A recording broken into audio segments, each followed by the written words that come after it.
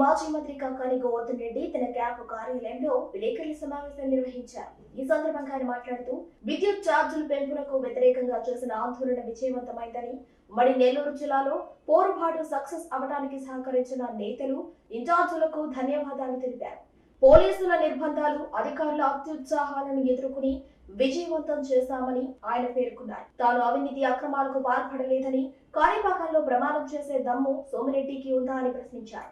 కాణిపాకం వద్ద ప్రమాణం చేయమని 2 వారాల క్రితం సోమిరెడ్డికి ఛాలెంజ్ చేసినా ఇంతవరకు స్పందించలేదన్నారు. డిసెంబర్ 11వ తేదీ ఒక 3 అంశాల మీద సోమిరెడ్డిని కాణిపాకం వినాయకుడి దగ్గర ప్రమాణం చేయమని పిలవడం జరిగింది.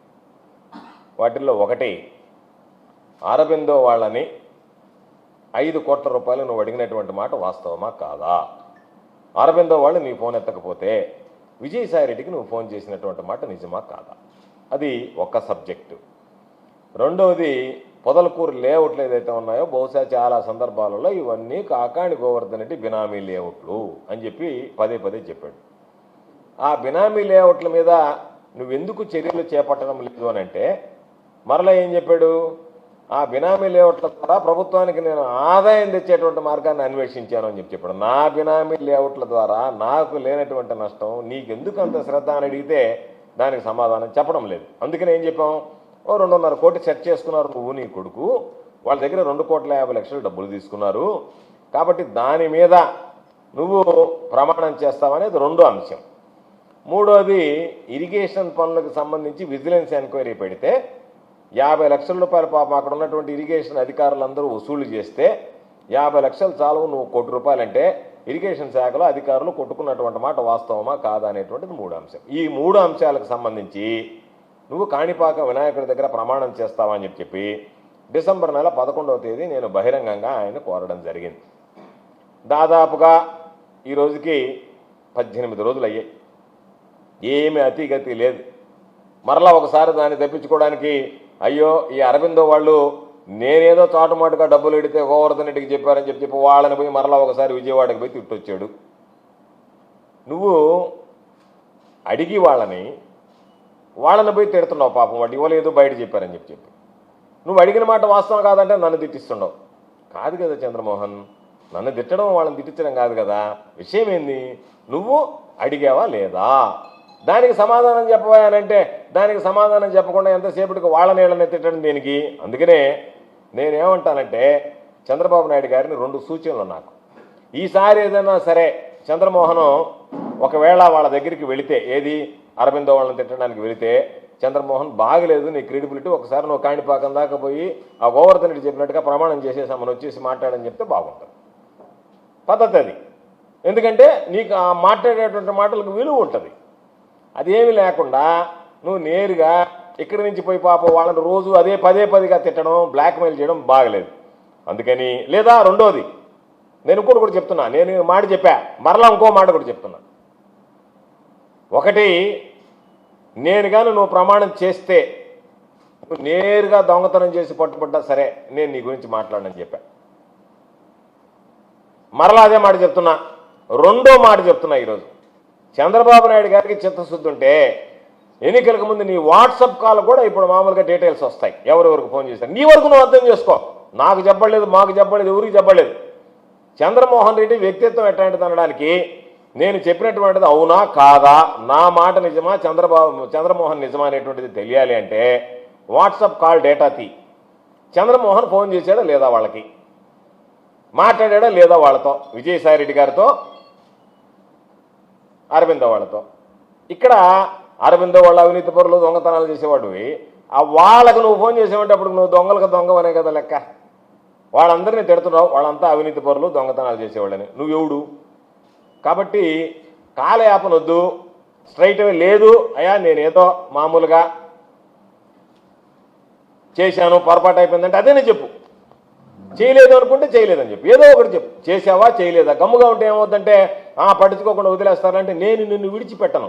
ఎందుకంటే ఈ మధ్య మా రైతు పోరు అది మామూలుగా ఇదన్నీ ఉన్నాయి కాబట్టి, అన్నదాతకు అండగా ఒకటి పోరుబాట ఇవి ఉన్నాయి కాబట్టి కాస్త బిజీగా ఉన్నావు. అందుకనే కాస్త సమయం కూడా ఇవ్వాలి కదా. మరి వెంటనే అనుకుని నువ్వు కూడా ఆలోచన చేయాల్సినటువంటిది కదా.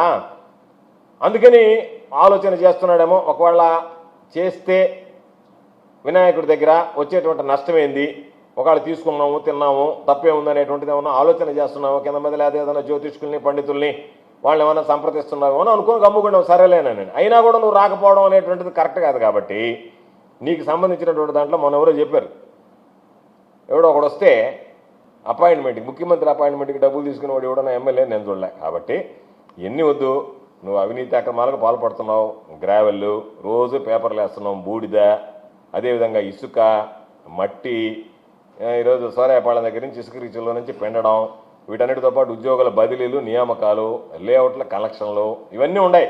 వీటన్నిటితో పాటు అపాయింట్మెంట్ల దగ్గర నుంచి అన్నిటికీ కూడా మలుకుంటూ ప్రతిదానికి ఏదో ఒక విధంగా దాన్ని అని చెప్పినాను నేను. ఇప్పుడు ఇరిగేషన్ పనులకు సంబంధించినటువంటి దాంట్లో అవకతవకలు, ఒకసారి ఇరిగేషన్ పనులు రద్దు చేశారు, మళ్ళీ ఈరోజు ఇరిగేషన్ పనులకు సంబంధించి మళ్ళీ టెండర్లు పిలిచి మీమాంసలో ఉండరు, టెండర్లు ఓపెన్ చేయడంలే, ఓపెన్ చేస్తే కాంపిటీషన్ మీద కాంట్రాక్టర్లు పడుతుంది. కాబట్టి ఇవన్నీ జరుగుతూ ఉన్నాయి. నీ పరిస్థితి ఎట్టుందంటే పొగలేమో పాపం మళ్ళీ రేపు మంత్రివర్గ విస్తరణలో ఏమన్నా ఛాన్స్ వస్తుందేమో చంద్రబాబు నాయుడు పొగిడితివి, రాత్రి 9 తర్వాత చంద్రబాబుని లోకేష్ని బూతులు తిడితివి.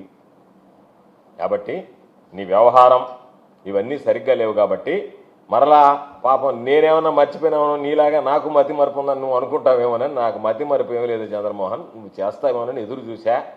కాస్త టైం ఇచ్చాము, ఎందుకంటే 2 వారాలైనా ఇవ్వాలి కదా, తొందరపడకుండా అని చెప్పి ఆ గడువు అయిపోయింది. గడువు అయిపోయిన తర్వాత ఈరోజు నువ్వు చెప్పాల్సింది, నువ్వు ఇంకా మౌనంగా ఉంటే సరే, పాసుగాల నువ్వు ఏదో తిన్నావులే దరిద్రుడా అని చెప్పి వదిలేస్తాం. ఈయన మాట్లాడు, ఈ సబ్జెక్ట్ మాట్లాడు. మిగతా ఈ 3 అంశాల తర్వాత నెక్స్ట్ అంశాల్లోకి పోదాం. ఈ 3కి సంబంధించి నువ్వు గనక నువ్వు తిన్నావా లేదా, తిన్నానంటే తిన్నానని చెప్పు, తినలేదంటే తినలేదని చెప్పు. దానికి ప్రామాణికం ఏంటంటే మిగతా దేవుళ్ళు ఎక్కడ దగ్గర వాళ్ళు, ఎందుకంటే నువ్వు ఎవడన్నా చేసేవాడు ఏదైనా దేవస్థానానికి వచ్చి. ప్రమాణానికి మనం నేరుగా కాణిపాకం వస్తే నువ్వేదో చెప్తే నేను ఆ రోజు నేను వచ్చి నిలబడతాను, నువ్వు వచ్చి ఆయన దగ్గర కాణిపాకం వినాయకుడి దగ్గర ఈ 3 అంశాల మీద అరవిందో వాళ్ళకి నేను ఫోన్ చేయలేదు, అరవిందో వాళ్ళు నా ఫోన్ ఎత్తకపోతే నేను 5 కోట్లు డబ్బులు అడగలేదు, అరవిందో వాళ్ళు నా ఫోన్ ఎత్తకపోతే విజయసాయిరెడ్డితో నేను మాట్లాడలేదు, లేఅవుట్లకు సంబంధించి పొదలకూరు లేఅవుట్లో అక్రమ లేఅవుట్లో 2.5 కోట్లు డబ్బులు తీసుకోలేదు, ఈరోజు విజిలెన్స్ ఎంక్వైరీకి సంబంధించి వాళ్ళు 50 లక్షల రూపాయలు వసూలు చేసి నేను 1 కోటి రూపాయలు అడగలేదు. ఈ 3 అంశాలు. తర్వాత ఇంకొకటి, ఇరిగేషన్కి సంబంధించి లేఅవుట్లకు సంబంధించి వాళ్ళు డబ్బులు లేదని వాళ్ళ మీద కేసులు కూడా పెట్టించారు. ఏమని, వీళ్ళంతా ఫోర్జరీ డాక్యుమెంట్లని సృష్టించారు అని చెప్పి. ఆ కేసులు ఈరోజు నువ్వు కేసు పెట్టించి వాళ్ళ దగ్గర 2.5 కోట్లు తీసుకొని ఈరోజు ఆ కేసు పక్కన పెట్టించు. ఆ కేసు పోతుందా? రేపు ఏ రోజు ఒకరోజు ఆ కేసు బయటపడదా? ఆ కేసు బయటపడ్డప్పుడు వాళ్ళని తీసుకెళ్తే వాళ్ళు నీకు ఎంత ఇచ్చారో బుర్రకథ చెప్పినట్టు చెప్పరా? ఏడ తెప్పించుకుంటావు నువ్వు? ఎట తెప్పించుకుంటావు? తప్పించుకోలేవు కదా. కాబట్టి ఇవన్నీ ఉరితాళ్ళని నీ మెడకి బిగించుకుంటే ఏమి ఇబ్బంది ఏం లేదు. కాబట్టి రకరకాలుగా మమ్మల్ని ఇబ్బంది పెట్టడానికి అనేక రకాలుగా ప్రయత్నం చేస్తున్నావు పాపం. ఏ విధంగా మమ్మల్ని ఇబ్బంది పెట్టాలి, ఏ యాంగిల్లో పోతే ఇబ్బంది పెట్టాలి, ఎవరిని కలిపెట్టాలి, ఎవరిని కలిపెడితే మాకు ఇబ్బందులు కలుగుతాయి, కాబట్టి వాళ్ళందరినీ కలిపెట్టి వదిలిపెడతాం అనేటువంటి ఆలోచనలు ఉండవు. మాకేం ఇబ్బందిలే. రాజకీయాలు అన్నిటికీ రాజకీయ నాయకుడి జీవితం తెరిచినటువంటి పుస్తకాలు లాంటిది, వాటికి ఏం భయపడం. నువ్వు శాష లాంటి వాడిని తీసిపోయి తప్పుడు కేసులు పెట్టి లోపల వేయించినంత మాత్రాన్నే ఆహా నేను వేటగాడంటే ఆహా ఇంతలో వేటగాడిని మేము ఎప్పుడన్నా చూసామో వేటాడేవాడినే ఏదైనా తీసిపోయి తప్పుడు కేసులు పెట్టించేవాడు నువ్వు ఒక వేటాడు, నువ్వు బ్రతుక, అదే వేటగాడు బ్రతుక. కాబట్టి మరలా ఇంకొకసారి చెప్తున్నాం, దీని మీద స్పష్టత ఇవ్వాల్సినటువంటి అవసరం ఉంది. నువ్వు స్పష్టత ఇవ్వకపోతే ఈ అంశానికి సంబంధించి ఈ 3 అంశాలు నువ్వు ఒప్పుకున్నట్టే భావించాల్సినటువంటి పరిస్థితి ఏర్పడుతుంది. చంద్రబాబు నాయుడికి చిత్తశుద్ధి ఉంటే కాణిపాకం దగ్గర ప్రమాణమైనా చేయించు, లేదనుకుంటే వాట్సాప్ కాల్ డీటెయిల్స్ తీసి జరిగిందా లేదా అనేటువంటిదైనా నిజానిజాలు బయట పెడితే బాగుంటుందని చెప్పి మీడియా ద్వారా నేను డిమాండ్ చేస్తున్నాను. ఆధారాలే వాట్సాప్లో ఇప్పుడు దాని వాట్సాప్కు సంబంధించి నేను ప్రభుత్వంలో ఉంటే తీసుకొచ్చేసిండేవాడిని.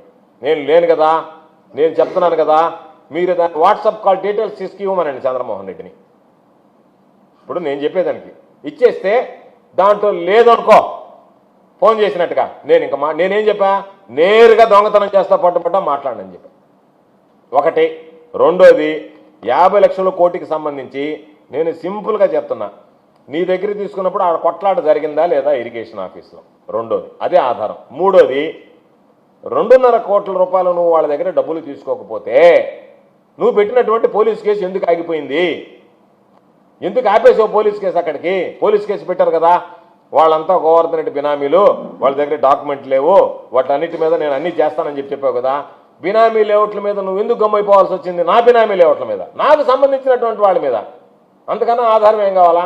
నాకు సంబంధించి నా మనుషులను నువ్వు చెప్పినటువంటి వాళ్ళ మీద, నా మనుషులే కదా వాళ్ళు, ఆ మాట నువ్వు పదే పదే చెప్పావు కదా, గోవర్ధన్ రెడ్డి బినామీలు, ఎందుకు ఆగిపోయావని అడుగుతున్న వాళ్ళు. ఆ రోజు పని ఆపేసావు, వాళ్ళకి తవ్విచ్చావు, అన్ని ట్రెంచ్ కొట్టించావు, డబ్బులు ఇచ్చిన వెంటనే మొత్తం నా బినామీలన్నీ నీ బినామీలుగా మారిపోయారా? అదేనా ఉండాలి కదా. ఈ ఆధారాలు ఉన్నాయి కాబట్టి చెప్తున్నా, నువ్వు ఎందుకు వాళ్ళ మీద యాక్షన్ తీసుకోలేదు, ఎందుకు ఆ లేఅవుట్లకు సంబంధించి నువ్వు డబ్బులు తీసుకోకపోతే నా బినామీలు అని చెప్పి ఎందుకు వదిలేసావు? అందుకని నువ్వు వాట్సాప్ నువ్వే తీసుకొని చూపించు, ఇదిగో నా వాట్సాప్ డేటా ఇది, నేను ఫోన్ చేయలేదు, వాట్సాప్ కాల్ చెప్పు. అవును, అరవిందతో మాట్లాడామని వాళ్ళే, విజయసాయి రెడ్డి గారే చెప్తున్నాడు, నాతో మాట్లాడాడు అని చెప్పి నాతో మాట్లాడాడని ఆయన చెప్తున్నాడు విజయసాయి రెడ్డి గారు. అందుకనే నేను చెప్పేది ఏంటంటే, వాట్సాప్ రికార్డు మామూలుగా వాడివ్వడు, పోలీసు నుంచి ఎక్కడో దగ్గర నుంచి గవర్నమెంట్ నుంచి అఫీషియల్గా అడగాల, లేకుండా ఉంటే నేనే తీసుకొచ్చి ఇచ్చినవాడు మామూలు రికార్డు. కానీ ఇన్ని రోజులు ఎందుకు అమ్ముకుంటానా? అందుకని ఆ రికార్డు, వాట్సాప్ కాల్ రికార్డు కావాలి అని అంటే, మొన్న కూడా వాట్సాప్ కాల్స్ గవర్నమెంట్ కేసులో పట్టుకుని ఇచ్చింది. కాబట్టి ఈ కేసులో వాస్తవాలు ఉన్నాయి కాబట్టి ఇప్పుడు నా మీద క్రిమినల్ కేసులు రోజు బుక్ చేస్తాడు. దీని మీద కూడా బుక్ చేయండి, ఒక క్రిమినల్ కేసు తప్పు అయితే విచారించి రెడీగా ఉన్నాను కదా నేను. ఇప్పుడు నేను నీ చెప్పినటువంటి వాటికి అన్నిటికీ నువ్వు క్రిమినల్ కేసులు బుక్ చేస్తున్నావు కదా వాట్సాప్లో, సోషల్ మీడియాలో, దీని మీద కూడా ఆధారాలు తీసుకుని బుక్ చేయి. ఏ విధంగా ఏం ఆధారం లేకుండా ఇదిగో నా వాట్సాప్ క్లీన్గా ఉంది, నేనేం ఎక్కడ చేయలేదు, చంద్రబాబు నాయుడు అనే చెప్తున్నాను, బుక్ చేయి. ఒక కేసు నా మీద బుక్ చేయి, మళ్ళీ సోషల్ మీడియాలో బుక్ చేసినట్టు ఇంకో కేసు బుక్ చేయి, నేను రెడీగా ఉన్నాను కదా. కాబట్టి చంద్రమోహన్ రెడ్డి అవినీతి చంద్రబాబుకైనా ఉండాలా. ఏమని, చంద్రమోహన్ ఎందుకు అనవసరమైనటువంటి న్యూసెన్స్ నువ్వు వచ్చేటప్పుడల్లా గమ్ముగా నేరుగా రావడం, అదో ఆ కాణిపాకం దాకా పోయిరా ఈసారి అరవింద్ వాళ్ళతో మాట్లాడేటప్పుడు అని చెప్తే కాణిపాకం దాకా పోయిరామంటే కాణిపాకం దాకా పోయి వస్తాడో లేదో కూడా తెలిసిపోద్ది కదా. ఏం చేస్తాడనే దానికి ప్రమాణకం చేయమనేది అందుకే కదా, అందుకు కమ్ముకున్నాడు, ఏమి చేయలేడు కదా, పోయి చేసి రాడదాకా. నీకున్నంత మాత్రం ఆయన కూడా ఉండాలి కదా, ఏం చేస్తాడని చెప్పి వస్తాడని మిగతా దేవుళ్ళు కాకుండా కాణిపాకం సెలెక్ట్ చేసింది. లేకపోతే వేరే కాకపోతే ఆయన ఏం చేస్తాడని వచ్చేసింది వాడు. కాణిపాకం అంటే కొంచెం భయం ఉంటుంది, భక్తి ఉంటుంది కాబట్టి, ప్రమాణానికి కాణిపాకం వినాయక స్వామి కాబట్టి అని పిలిచి